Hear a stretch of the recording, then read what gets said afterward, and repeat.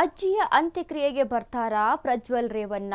ಅಜ್ಜಿ ಚೆನ್ನಮ್ಮ ನಿಧನ ಹಿನ್ನೆಲೆ ತುರ್ತು ಪೆರೋಲ್ ಕೋರಿರುವಂತಹ ಪ್ರಜ್ವಲ್ ರೇವಣ್ಣಗೆ ಅವಕಾಶ ಸಿಗುತ್ತಾ? ಅಜ್ಜಿಯ ಅಂತಿಮ ದರ್ಶನಕ್ಕೆ ಪ್ರಜ್ವಲ್ ರೇವಣ್ಣ ಬರ್ತಾರಾ? ಅಜ್ಜಿ ಚೆನ್ನಮ್ಮ ನಿಧನರಾಗಿರುವಂತಹ ಹಿನ್ನೆಲೆಯಲ್ಲಿ ತುರ್ತು ಪೆರೋಲ್ ಕೋರಿರುವಂತಹ ಪ್ರಜ್ವಲ್ ರೇವಣ್ಣ ಕೋರ್ಟ್ ಅವಕಾಶ ಮಾಡಿಕೊಡುತ್ತಾ ಜನಪ್ರತಿನಿಧಿಗಳ ವಿಶೇಷ ನ್ಯಾಯಾಲಯಕ್ಕೆ ಅರ್ಜಿಯನ್ನು ಸಲ್ಲಿಕೆ ಮಾಡಿದ್ದಾರೆ. ರೇಪ್ ಕೇಸ್ನಲ್ಲಿ ಪ್ರಜ್ವಲ್ಗೆ ಜೀವಿತಾವಧಿ ಶಿಕ್ಷೆ ಆಗಿರುವಂಥದ್ದು. ಪರಪ್ಪನ ಅಗ್ರಹಾರ ಜೈಲಲ್ಲಿದ್ದಾರೆ ಪ್ರಜ್ವಲ್ ರೇವಣ್ಣ. ತುರ್ತು ಸಂದರ್ಭಗಳಲ್ಲಿ ಪೆರೋಲ್ ನೀಡಲು ಅವಕಾಶವನ್ನ ಕಾನೂನಿನ ಅಡಿಯಲ್ಲಿ ಇರುತ್ತೆ. ಸೋಮವಾರ ಪೆರೋಲ್ ಕೇಳಿರುವಂತಹ ಪ್ರಜ್ವಲ್ ಪರ ವಕೀಲರು ಕೋರ್ಟ್ ಒಪ್ಪಿಗೆ ಕೊಟ್ಟ ಬಳಿಕ ಕರೆದೊಯ್ಯುವ ಸಾಧ್ಯತೆ ಇದೆ. ಅಜ್ಜಿ ಅಂತ್ಯಕ್ರಿಯೆಗೆ ಬರ್ತಾರಾ ಪ್ರಜ್ವಲ್ ರೇವಣ್ಣ? ಅಜ್ಜಿ ಚೆನ್ನಮ್ಮ ನಿಧನರಾಗಿರುವಂತಹ ಹಿನ್ನೆಲೆಯಲ್ಲಿ ಪೆರೋಲ್ಗೆ ಅರ್ಜಿಯನ್ನು ಸಲ್ಲಿಸಲಾಗಿದೆ. ತುರ್ತು ಸಂದರ್ಭಗಳಲ್ಲಿ ಪೆರೋಲ್ಗೆ ಅರ್ಜಿ ಸಲ್ಲಿಸುವಂಥ ಅವಕಾಶ ಕಾನೂನಿನ ಅಡಿಯಲ್ಲಿ ಇರುವಂಥದ್ದು. ಮನೆಯಲ್ಲಿ ಯಾರಾದರೂ ಈ ರೀತಿಯಾಗಿ ಡೆತ್ ಆಗಿದ್ರೆ ಅಥವಾ ಸಾವನ್ನಪ್ಪಿದ್ರೆ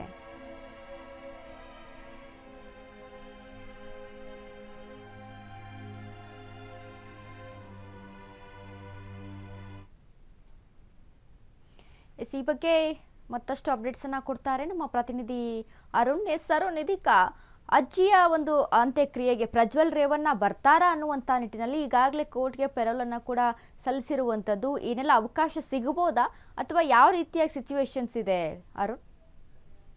ವನಿತಾ, ಏನಂದ್ರೆ ಚೆನ್ನಮ್ಮ ಅವರು ನಿನ್ನೆ ವಿಧಿವಶರಾಗಿರುವಂತದ್ದು. ಈ ನಿಟ್ಟಿನಲ್ಲಿ ಅವರನ್ನ ನೋಡಕ್ಕೆ ಏನು ಮೊಮ್ಮಗ ಈಗ ಜೈಲಲ್ಲಿ ಇರುವಂತದ್ದು, ಅಂದ್ರೆ ಅತ್ಯಾಚಾರ ಪ್ರಕರಣದಲ್ಲಿ ಅವರು ಜೈಲಲ್ಲಿ ಇರುವಂತದ್ದು. ಹಾಗಾಗಿ ಅವರು ಪೆರೋಲ್ ಅನ್ನ ಕೋರಿ ಒಂದು ದಿನದ ಮಟ್ಟಿಗೆ ಒಂದು ಕೋರ್ಟ್ಗೆ ಅರ್ಜಿಯನ್ನ ಸಲ್ಲಿಕೆ ಮಾಡಿರುವಂತದ್ದು. ಜನಪ್ರತಿನಿಧಿಗಳ ವಿಶೇಷ ನ್ಯಾಯಾಲಯಕ್ಕೆ ಅವರು ಅರ್ಜಿಯನ್ನ ಸಲ್ಲಿಕೆ ಮಾಡಿರುವಂತದ್ದು. ಕೋರ್ಟ್ ಈ ಬಗ್ಗೆ ಯಾವ ನಿರ್ಧಾರ ತೆಗೆದುಕೊಳ್ಳುತ್ತೆ ಅನ್ನೋದು ಸಹ ಒಂದು ಗಮನ ಹರಿಸಬೇಕು. ಯಾಕಂದ್ರೆ ಅತ್ಯಾಚಾರ ಪ್ರಕರಣದಲ್ಲಿ ಅತ್ಯಂತ ಕಠಿಣ ಶಿಕ್ಷೆಗಳು ಇರೋದ್ರಿಂದ ಕೆಲವೊಂದಷ್ಟು ಕೋರ್ಟ್ಗಳ ಒಂದು ಮಾರ್ಗಸೂಚಿಗಳು ಸಹ ಇದೆ ಮತ್ತು ಆದೇಶಗಳು ಇದೆ. ಹಾಗಾಗಿ ಕೊಡ್ತಾರಾ ಇಲ್ವೋ ಅನ್ನೋದು ಸಹ ಡೌಟ್ ಆಗಿರುತ್ತೆ. ಆದ್ರೆ ಅಂತಿಮವಾಗಿ ನಿನ್ನೆ ಅವರ ಪರ ವಕೀಲರು ಒಂದು ಕೋರ್ಟ್ಗೆ ಅರ್ಜಿಯನ್ನ ಸಲ್ಲಿಕೆ ಮಾಡಿರುವಂತದ್ದು. ನಾಳೆ ಏನು ಒಂದು ದಿನದ ಮಟ್ಟಿಗೆ, ನಾಳೆ ಒಂದು ದಿನ ಮಟ್ಟಿಗೆ ಅವ್ರಿಗೆ ಪೆರೋಲ್ ಅನ್ನ ಕೊಡಬೇಕು ಅಂತ ಹೇಳ್ಬಿಟ್ಟು ಅವ್ರು ಕೋರಿರುವಂತದ್ದು. ಯಾಕಂದ್ರೆ ಅಜ್ಜಿಯನ್ನ ಕೊನೆಯದಾಗಿ ನೋಡ್ಬೇಕು ಅನ್ನೋದು ಸಹ ಒಂದು ಪ್ರಜ್ವಲ್ ರೇವಣ್ಣ ಅವರ ಒಂದು ಆಸೆ ಆಗಿರುವಂತದ್ದು. ಸೊ ಹಾಗಾಗಿ ಕೋರ್ಟ್ ಇದನ್ನ ಯಾವ ರೀತಿಯ ಒಂದು ಮಾನವೀಯತೆಯ ದೃಷ್ಟಿಯಿಂದ ಏನಾದ್ರು ಪರಿಗಣನೆ ಮಾಡುತ್ತಾ ಅಥವಾ ಎಲ್ಲಾ ಆರೋಪಿಗಳಿಗೆ ಏನೋ ಏನ್ ರೂಲ್ಸ್ ಅಂಡ್ ರೆಗ್ಯುಲೇಷನ್ಸ್ ಇರುತ್ತೆ ಸೊ ಆ ರೀತಿ ಮಾಡುತ್ತಾ ಅನ್ನೋದನ್ನ ಕಾದ್ ನೋಡ್ಬೇಕಾಗುತ್ತೆ. ಆದ್ರೆ ಈ ಬಗ್ಗೆ ಇವತ್ತು ಯಾವ ವಿಚಾರಣೆ ನಡೆಯುತ್ತಾ ಅಥವಾ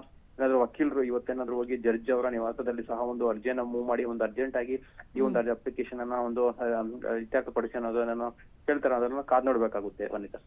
ಓಕೆ, ಥ್ಯಾಂಕ್ ಯು ಅರುಣ್ ಅಪ್ಡೇಟ್ಸ್ಗೆ. ಪ್ರಜ್ವಲ್ ರೇವಣ್ಣ ಅಂದರೆ ಕಾನೂನಿನ ಅಡಿಯಲ್ಲಿ ಅವಕಾಶ ಇದೆ. ಏನೇ ಶಿಕ್ಷೆ ಆಗಿರ್ಬೋದು, ಜೈಲಿನಲ್ಲಿರ್ಬೋದು, ಬಟ್ ಈ ರೀತಿಯಾಗಿ ಮನೆಯಲ್ಲಿ ಸೂತಕ ಆಗಿದೆ, ಈ ಥರದ ಸೂತಕದ ವಾತಾವರಣ ಇದೆ ಅಂತ ಅಂದಾಗ ಕೋರ್ಟ್ ಕೂಡ ಅವಕಾಶವನ್ನು ಮಾಡಿಕೊಡುತ್ತೆ ಮಾನವೀಯತೆಯ ದೃಷ್ಟಿಯಿಂದಾಗಿ. ಹಾಗಾಗಿ ಪ್ರಜ್ವಲ್ ರೇವಣ್ಣ ಇವತ್ತು ಸಂಡೇ ಆಗಿರೋದ್ರಿಂದ ರಜೆ ಇರೋದ್ರಿಂದ ಹಾಗಾಗಿ ಏನು ಜಡ್ಜ್ ಮನೆಗೆ ಹೋಗಿ ಪೆರೋಲ್ ಅರ್ಜಿಯನ್ನು ಮೂವ್ ಮಾಡ್ತಾರಾ ವಕೀಲರು ಅಥವಾ ನಾಳೆಗೆ ಇದು ಮುಂದೂಡಿಕೆ ಆಗುತ್ತಾ? ನಾಳೆ ಏನಾದರೂ ಅವಕಾಶ ಸಿಗ್ಬೋದು ಆ ಪ್ರಜ್ವಲ್ ರೇವಣ್ಗೆ ಅಥವಾ ಇವತ್ತೇ ಇದನ್ನು ಜಡ್ಜ್ ಮನೆಗೆ ಹೋಗಿ ಅಲ್ಲಿ ಇದನ್ನು ಇತ್ಯರ್ಥವನ್ನು ಮಾಡ್ಕೊಂಡು ಅರ್ಜಿಯನ್ನು ಅಲ್ಲಿ ವಿಚಾರಣೆಯನ್ನು ನಡೆಸ್ಕೊಂಡು ಬರ್ಬೋದು ಆ ವಕೀಲರು? ಹೀಗೆ ನಾನಾ ಥರದಂಥ ಒಂದಿಷ್ಟು ಚರ್ಚೆಗಳಿರುವಂಥದ್ದು.